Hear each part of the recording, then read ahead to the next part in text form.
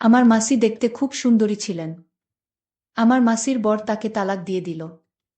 মাসি তখন বিধবার মতো হয়ে গেলেন। মাসি তখন কলকাতায় আমার বাসাতেই থাকত। আমি মাসির রূপ দেখে কিছুতেই সহ্য করতে পারতাম না। আর তাই একদিন রাতে মাসিকে জোর করে। বাকিটা গল্পতেই বলা যাক। আমার বয়স তখন 14 বা 15 হবে। এমনি কলকাতাতে এখনকার মতো ভালো যাতায়াত ছিল না। সকাল আর দুপুর মিলিয়ে মোট 2টিই বাস ছিল সারাদিনে। খুব দুষ্ট ছিলাম বলেই দাদা বোর্ডিং এ ভর্তি করে দেন। দাদা তখন বিএস এর লেফটেন্যান্ট। বোর্ডিং এর ছুটিতে পালা করে আমাদের ছোট মাসির বাড়িতে ছুটি কাটাতে যেতে হতো। মা সরকারি চাকরি করতেন, তাই সময় সুযোগ হতো না দেখেই হৃদিকাদির সাথেই আমাদের পাঠিয়ে দিতেন। পাহাড়ে ঘেরা জায়গাটা আমাদের খুব ভালো লাগত। রীতা মেসোর ছোট বোন। আমাদের থেকে বিশেষ বড় ছিল না, বছর 5 হবে। দেখতে যেমন মিষ্টি, গান তেমন গাইতে পারত। আনন্দে কেটে যেত আমাদের কৈশোর। মাসির নাম খুব আধুনিক ছিল। মার থেকে ছোট মাসি 10 বছরের ছোট ছিলেন। হৃদিকা নাম হলেও সবাই মাসিকে হৃদা করেই ডাকত। অনেক স্নেহ করতেন আমাদের। আর চূড়ান্ত রান্না ছিল হাতের। তাই আসলে ওনার হাতের মোরব্বা, কই মাছের কালিয়া, আনারসের চাটনি খেয়ে মন ভরে যেত। যা বানাতেন মুখে স্বাদ লেগে থাকত। মেসো ব্যবসায়ী ছিলেন। এরপর আমরা ব্যারাকপুরে চলে আসি, বাবার বদলি হয়। ছোটবেলার সোনালি দিনগুলো চোখে ভাসে।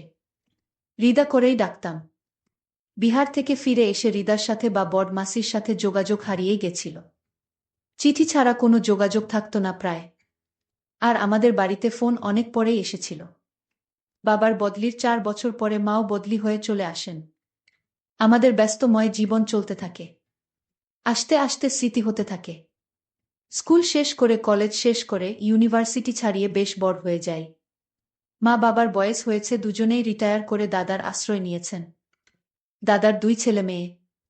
দাদা তার পরিবার, মা বাবাকে নিয়ে খুব খুশি। আমি ছোট বলে আমার উপর দায়িত্ব কম ছিল। বয়স 27, বিয়া করলেই করা যায়, কিন্তু বিয়ার দিকে তেমন টান ছিল না। দাদা আম্বালা চলে যাওয়ার পর থেকেই আমি একটু বেশি বেপরোয়া হয়ে উঠলাম। ভালো ব্যাংকে উঁচু পোস্টে চাকরি করার সুবাদে পয়সার অভাব হতো না। বছরে 1-2 বার করে মা বাবা এসে থাকলেও দাদার বাচ্চাদের প্রতি তাদের টান থাকার কারণে আম্বালা ফিরে যেতেন। মা চাইতেন আমরা সবাই একসাথে থাকি, কিন্তু তা সম্ভব হতো না। মোবাইল বা ফোনের দৌলতে এখন কোনো দূরত্ব দূর ছিল না। রূপালীকে কি আমার ভালো লাগত, কিন্তু জীবনসঙ্গী হিসাবে ওকে ভাবিনি। মাঝে মাঝেই আমার ফ্ল্যাটে চলে আসতো রবিবারে। করেই আমার সময় কেটে যেত। রূপালীকে সেরকমই মেয়ে ছিল। ইংরেজি স্কুলে পড়ার দৌলতে সব কিছুই রপ্ত করে নিয়েছিল অল্প বয়সে। রূপালীকে আমাকে বিয়া করবে বা আমাকে ভালোবাসে এমন সম্পর্ক আমার আর ওর ছিল না। আর অফিসে ওহ আমার সাবঅর্ডিনেট। কিছুদিন পর জানতে পারলাম দাদা দিল্লিতেই থাকবে আর সেখানে বাড়ি কিনছে। দাদার 2 ছেলে মেয়েকে সামলে বাড়ি কিনতে অনেক টাকার দরকার পড়ল। মা বাবা তাদের জমানো টাকা ঢেলে দিলেন দাদার বাড়ির পিছনে। পেল্লাই একখানা বাড়ি কিনে দাদা দিল্লিবাসী হয়ে গেলেন। আগে মতো শাসন না করলেও সপ্তাহে একবার ফোনে লেকচার শুনতে হতো। তারাও আমার বিয়ার জন্য উঠে পড়ে লাগলেন। আমার ব্যারাকপুরের ফ্ল্যাটে আমার সাজানো গোছানো সাম্রাজ্যে ঘন কুয়াশা ঢেকে গেল। যখন ঘরজামাই আসলো, ব্যক্তিগত শত্রুতার জেরে মেসোর বন্ধুরা তাকে ঠুকিয়ে পথে বসিয়ে দিয়েছেন। সব থেকে আশ্চর্যের বিষয়, মেসো এই সব কথা বাড়িতে জানানোর ইচ্ছা পর্যন্ত করেননি। হৃদাদির বিয়া হয়েছে বিহারেই, কিন্তু তার শ্বশুর বাড়ির লোকেরা বিশেষ ভালো ছিলেন না। তাই তারা মেসোমশাইকে সাহায্য করতে অস্বীকার করে মেসোর অমন সুন্দর বাড়িখানা বিক্রি করেও ধার শোধ করা যায়নি। এমন অবস্থায় মেসো আত্মহত্যার পথ বেছে নেন। চারিদিকে ঋণের বোঝা আর পাওনাদারদের যন্ত্রণা নিয়ে ছোট মাসির জীবন এখন যন্ত্রণা প্রায়। তাদের একটি কন্যা সন্তান শ্রাবণী ক্লাস 10-এ, এরপরে মাত্র তাকে মেসো স্কুলে ভর্তি করিয়েছিলেন অনেক পয়সা খরচা করে। এখন হৃদিকা মাসি মাথায় হাত দিয়ে বসে পড়েছেন। বেশ খারাপ লাগলো। একটা মানুষকে কাছে দেখা এত ভালো লোক। কিন্তু ভাগ্যের কি পরিহাস, মা বাবার আদেশ আসলো দিল্লি থেকে। এরকম পরিস্থিতিতে আমার কাছে শুধু আদেশ আসে, তুই তো অনেক ইনকাম করিস, তুই মাসিকে নিজের কাছে রাখ। অত বড় ফ্ল্যাট কি করবি একা থেকে? তার চেয়ে মাসি রান্না বান্না করে দেবে আর দীপা স্কুলের ছুটিতে আসবে থাকবে।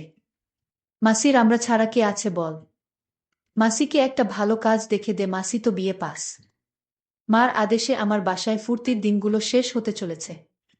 রূপালীকে কে জানালাম যে আমাদের আড্ডার দিন শেষ। মাসির বয়স এমন কিছু বেশি ছিল না যে জীবন শেষ হয়ে গেছে। ৩৫ শেষ করেছে সবে। কিন্তু এমন পুরা মহিলাকে ঘরে রাখা মানে নিজের সব প্রাইভেসিতে আমাদের বাধে। ফোনে মাসির কান্না হাতে পায়ে ধরা শুনে আমার মন গলে গেল। মাসির দেনা শোধ করতে করতে আমার পুঁজি প্রায় শেষ হবে। এমন সময় মাসির মেয়ের স্কুল থেকে ফোনে আসলো সামনের বছরে টিউশন ফি করতে হবে। অনেক টাকাই নেই করে খরচা হয়েছে। বাধ্য হয়েই সেভিংসের কিছু কালো টাকা ভাঙিয়ে ড্রাফট করে পাঠিয়ে দিলাম। মাসির প্রতি ভালোবাসা থাকলেও এখন আমি আর ছোট নেই। দাদা বাবারাই সব ব্যবস্থা করে মাসির কলকাতাতে জিনিসপত্র বিক্রি করিয়ে দিলেন। বোচকা বুচকি নিয়ে মাসি আমার ফ্ল্যাটে উঠলেন। আমার কারাফ দিন শুরু হলো। মাসিকে বুঝতে দেওয়া সম্ভব নয় যে আমি একেবারেই খুশি নয়। ছোটবেলায় মাসিকে যা দেখেছিলাম এখন মাসির অনেক পরিবর্তন হয়েছিল। সুন্দর মুখখানা মায়া জড়ানো। আমার মাসি এমনিতেই অনেক লম্বা, কিন্তু এখন লম্বা চুলের বিনুনি। ফর্সা সুন্দরী মুখে অসাধারণ একটা মায়া। এসব আগে কখনো দেখিনি, কিন্তু এখন মাসি সব সময় সামনেই থাকে, তাই চোখে পড়ে যায়। মাসি কখনো আমাকে সানি বা রাফি সব নামেই ডাকতেন। সকালে রান্না করে আমার রান্না খাইয়ে টিফিন ও দিয়ে দিতেন। সত্যি বলতে মাসির রান্না খেয়ে এত তৃপ্তি পেতাম যে বাকি সব কিছু ভুলেই যেতাম। মাসির পাশে এইভাবে দাঁড়ানোতে মাসি আমার সামনে অনেক কৃতজ্ঞতা প্রকাশ করতেন, যা আমি চাইতাম না, ভালো লাগতো না। একরকম মাসির সংসার যেন আমি চালাছিলাম। ২ সপ্তাহ কেটে গেছে, মাসি এসেছে। মাসি মাঝে মাঝে আমার ফোনে মার সাথে বাবার সাথে কথা বলে নিয়ে বন্ধুবান্ধব নিয়ে আনন্দ করা লাটে উঠে গেল। রাহুল আমার এক কলিগ সুযোগ পেল, তাই আমার দুর্বলতাকে কাজে লাগিয়ে রূপালীকে নিয়ে অনেক কিছু করা শুরু করল। কাজ অফিস করতে করতে কেটে গেল ১ মাস। মনে মনে ভাবলাম ১০টার পর মাসি তো নিজের ঘরে নিজের মতো থাকে, টিভি দেখে বা বই পড়ে। যদি বন্ধুর বাহানায় নিয়ে আসি কাউকে, ক্ষতি কি? আর মাসির ঘর পূর্বের বারান্দায়, আমি উত্তরে ২টো ঘর ছেড়ে থাকি। ২টো রান্নাঘর, ২টো বাথরুম। মাসির ঘর মাসির বাথরুমের সাথে। এইভাবে আর কতদিন চলবে? মাসি থাকাতে আমার বাজে নিশা বন্ধ হয়ে গেল। কারণ মাসির সামনে যদি মেয়েদের নিয়ে আড্ডা দেই তাহলে মাসি মাকে বলে দিবে। হয় মাসি আমার অসুবিধা বুঝতে পারত, নয় মাসি বুঝলেও নিরুপায় ছিল। অনেক ভেবে দেখলাম মাসি কাজে গেলে আমার অন্তত একটু সুবিধে নিশ্চয়ই হবে, কিন্তু কোথায় কাজে পাঠাবো? মহাচিন্তা শেষ মেশ আমার ব্যাংকের জিবিএমকে বলে মাসিকে আমার ব্যাংক এই মাসিকে স্টাফ হিসাবে ঢুকিয়ে দিলাম। শর্ত একটাই, অফিসে কাউকে বলা চলবে না যে আমি তার ভাগ্নে, কারণ আমি ব্যাংক ম্যানেজার। যদি সবাই জানতে পারে হৃদিকা আমার মাসি, তাহলে আমার অনেক অসুবিধা হবে। তাছাড়া মাসি একটা নর্মাল স্টাফ, আমি বস। যাই হোক, মাসি কাজে যোগ দেওয়াতে সত্যি স্বস্তির নিঃশ্বাস পড়ল। আমি অনেকটা ব্যক্তিগত জীবন ফিরে পেলাম। আস্তে আস্তে আরও ১ মাস কেটে গেল। সিগারেট ঘরেই খেতাম। যেহেতু আমার টাকায় মাসির বাচ্চার পড়াশোনা চলত, সেই জন্য মাসির হাব ভাব পাল্টে যেতে লাগল। এত বিনয় ভালো লাগত না। এ যেন প্রভু ভৃত্যের মতো ব্যাপার স্যাপার। কেউ কাউকে কিছু না বললেও মাসির আর আমার সংযোগ এতটাই কমে গেল যে শুধু আমার প্রয়োজনের আর চাহিদার কথাটুকু হতো। এর জন্য আমার ব্যস্ততা কতটা দায়ী তা আমি জানতাম না। ছুটির দিন ঘরে থাকতেই ইচ্ছা করত না। গাড়ি ছিল একদিন, তাই মাসিকে গাড়ির স্বাদ উপভোগ করার খাতিরে বললাম, এখানে গাড়ি চালানো শিখে নাও, আমার বাজারের জন্য অপেক্ষা করতে হবে না। মাসি মাথা নিচু করে বলল, কাল খোঁজ নেব। আমি বিরক্ত হয়ে বললাম, আরে খোঁজ নিতে হবে কেন? বিশুদা রয়েছে তো, সব শিখিয়ে পড়িয়ে দেবে। মাসি চুপ করে নিজের ঘরে চলে গেল। বিশুদাই আমার ড্রাইভার। সেদিন সোমবার রাতে ঘরেই বিরক্ত হয়ে পার্টি ডাকলাম। আমার বিশেষ বন্ধু অন্তু, অরুণ তার সহপাঠীদের সাথে, ঋতিকা আর নীল। ঋতিকা তেমন একটা ভালো মেয়ে না। ওকে পছন্দ না হলেও অরুণ আমার ভালো বন্ধু। মানা করতে পারলাম না।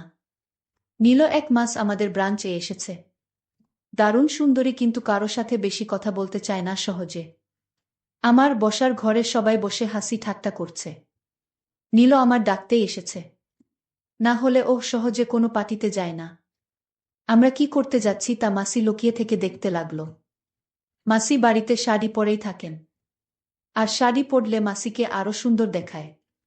মাসিকে দেখে অরুণ চমকে উঠল। ওদের ভুল ভাঙিয়ে দিয়ে সংক্ষেপে সব বলতে হলো। মাসিকে অরুণ বলল, মাসি আজ আমাদের সাথে থাকুন। মাসি মৃদু হেসে ঘর থেকে বেরিয়ে গেলেন। আমি বললাম, বাহ, তাহলে তো ভালোই হয়। তোমার বিরক্ত লাগলে তুমি তোমার ঘরে চলে যেতে পারো। মাসি বলল, না, আমার অসুবিধা নেই। তোমাদের যা ইচ্ছে কর। রাতে কি রান্না করব কিছু? আমার মনে মনে আনন্দ হলো। এই, তোমার কি রাতে কেউ কিছু খাবে? আমার মাসি কিন্তু চরম রান্না করতে পারে। ঋতিকা আর অরুণ বাড়ি চলে যাবে। অরুণ অনেক জোর খাটানোর পর ও খেতে সম্মতি জানালো না। নীল বলল, যা খুশি চলবে। মাসি, আমার আর নীলর জন্য রান্না করো চিকেন আচারি আর পরোটা। আর রায়তা, চা কফি তাড়াতাড়ি দিয়ে যাও। মাসি সম্মতি জানানোর মতো ঘাড় নেড়ে রান্নাঘরে চলে গেল। আমরা গান ছেড়ে নাচতে শুরু করলাম। আমার খাওয়া হয়নি বললেও ভুল হবে, অরুণ আর ঋতিকা যাবার জন্য বায়না শুরু করে দিল। কফির প্রশংসা কে কি করেছিল সত্যি বলতে আমার মনে নেই। শেষমেশ অরুণ আর ঋতিকা বেরিয়ে গেল। বুঝতে আমার অসুবিধা হলো না, এবার আমি আর নীল রইলাম। আমি গল্প করা শুরু করলাম, নীল সরলসোজা কিন্তু লোক বুঝে চলে। আমার হাই পোস্ট, তাই আমাকে সমীহ করলেও ওর মনে কি আছে বোঝা দেয়। তাই সাধারণভাবেই শুরু হলো কথাবার্তা। নীল কথা বলতে বলতে জানানো যে সে ব্যাঙ্গালোরে থেকে কলকাতায় এসেছে শুধু বদলি নিয়েই নয়, তার বাবাও এসেছে বদলি হয়ে। এছাড়া পড়াশোনা ব্যাঙ্গালোরেই করেছে। আমি বিয়ার কথা জিজ্ঞাসা করতেই কুপ দিয়ে গেল নীল। কি বিয়া? আমারই লাইনের মনে হলো নীলকে। আচ্ছা, তুমি তোমার মাসিকে ডাকছ না কেন এখানে? মাসিকে এখানে ডাকলে বিষয়টা খারাপ মনে হবে। কিন্তু মনে শয়তানি বুদ্ধি জাগল। যদি মাসিকে এখানে বসাই তাহলে মাসি মা বাবাকে আমার জীবনযাত্রা নিয়ে কিছুই বলতে পারবে না, আর কোনোভাবে যদি নীল বা অন্য কাউকে এনে পারি তাহলে মাসির মুখ বন্ধ হয়ে যাবে। নীল বলল, মাসি, এখন আমরা যা খাবো তা আপনারও খেতে হবে। যদি খেতে না চান তাহলে কিন্তু আমরা ভেবে নিব আপনি আমাদের হিংসা করেন। মাসি বলল, কি খেতে হবে আগে শুনি তো। দেখছ না আমরা কি পান করছি? তোমার তা পান করতে হবে। মাসি মৃদু হেসে বলল, আমার তোমাদের মতো অভ্যাস নেই। আর এখন আর এসব কি মানায়? নীল না না করে বল, না, ওসব চলবে না। এই একটা খেতেই হবে বলে আরেকটা মাসির হাতে ধরিয়ে দিল। মাসি না করলেও গল্পের ছলে এদিক ওদিক করে পুরোটা শরবত খেয়ে ফেল নিশার ঘোরে। নীল প্রশ্ন করল, আচ্ছা রিদা মাসি রাফি কেমন ছেলে? মাসি নীলকে বল, ওহ ভগবান, একরকম আমার মালিক। আমি জানি না, এমন ভাব করে বললাম, কেন মাসি এমন কথা বলছ?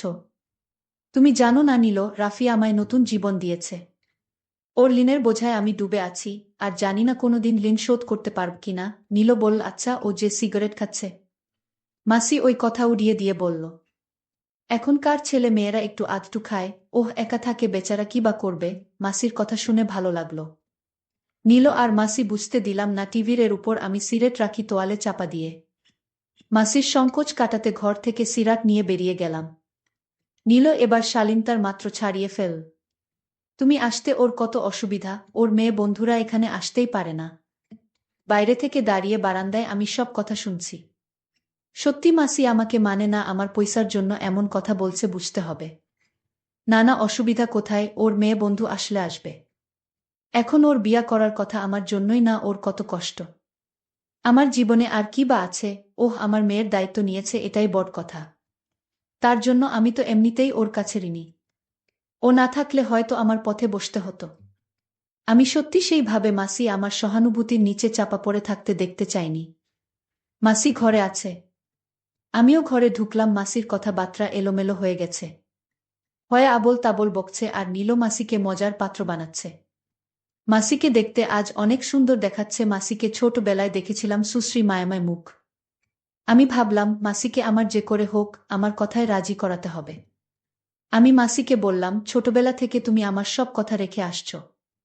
আমি তোমায় এখন একটা কথা বলতে চাই। আর সেই কথাটা আমার মাকে বলা যাবে না। আমি মাসিকে বললাম, মাসি, আমি তোমার কাছে একটা জিনিস চাই। মাসি বলল, কি জিনিস? আমি বললাম, আমি চাই তুমি মেসোর সাথে রাতে যা করেছিলে আমি তোমায় তা করতে চাই। মাসি বলল, তুমি আমার যে উপকার করেছে তা আমি কোনোদিন ভুলতে পারবো না। আমি রাজি। তারপর মাসির সাথে এক সুখের রাজ্যে হারিয়ে গেলাম। বন্ধুরা, আজকের গল্পটি কেমন লাগলো তা অবশ্যই কমেন্ট করে জানাতে ভুলবেন না।